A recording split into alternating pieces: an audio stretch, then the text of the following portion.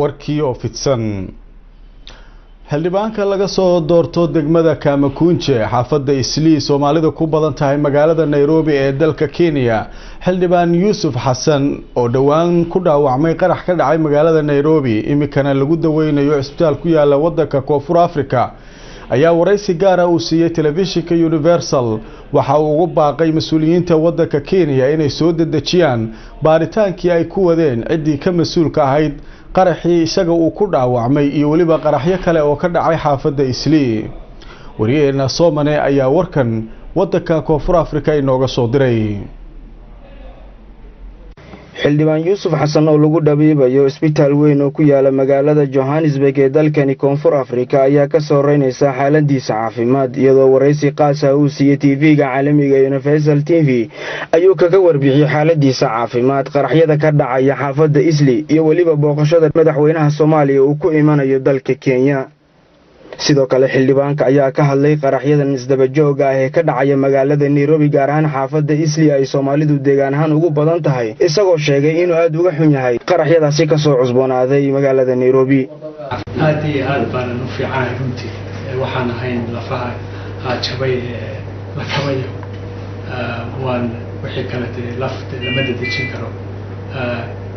laakiin sideeda caafimaadka kale aad u fiican yahay qaraxyadaasi ka dhacaya waa wax aad iyo aad yaab u leh sababtoo ah ilaa imika qof loo qabtay ama se baaritaan buuxa oo la sameeyay oo loo haysto dadkii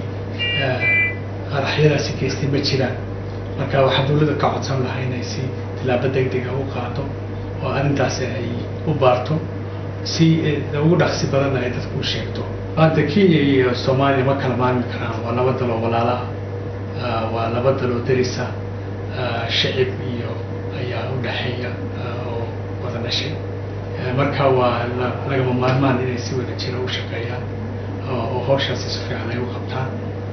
xiriir wanaagsan oo joogtana u ka dhaxeeyo dhinaca kale qaar ka mid ah waxgaradka odayaasha iyo ganacsatada jaaliyadda Soomaalida ee ku dhaqan magaalada Johannesburg ee dalkani Koonfur Afrika oo booqday mudanahani ayaa dhankooda ka warbixiyay xaaladda caafimaad ee xildhibaan Yusuf Xasan rahmatullahi wa barakatuh magacaygu waxa la yiraahdaa Maxamed Cabdi Diiri waxaan ku magac dheerahay Qooqan waxaan ka mid ahay odayaasha maxay ahayd Soomaalida ee degan South Africa muddada dheerna degan markaan ka hadlo arrinta maxay ahayd بكل هذا يوسف رنتي عبد الرشيد يحاجي أيها سبحانه الله عافمات كيسو أدبو فعي حنا رجينا مدلو إنه إن شاء الله إلهي مرتي وكسر صار وعافمات علي عبد الشعب الله باهي حنا يقولي عنك صوماليات يوسف حسن عبدي وفي عين حقيقة سوى حول العين يسوء الأمور جاري يصير هذه حقيقة فقهاد نهاية خطيرته وعمقه وضانه والرب حالة خطيرته في عام فقط وحالنا أي نصر محمد وحانا رجالية الصومالية وفياشة المكمدة صوت أفريقيا والله حالة يوسف آد في عيان مالك النروك يعني ما أنت مركز سوفيريو وحانا لا هاي أمة الصومالية هاوسو دعيسو حالة دي سنة بقول كيف بقول آد بأهر سريسا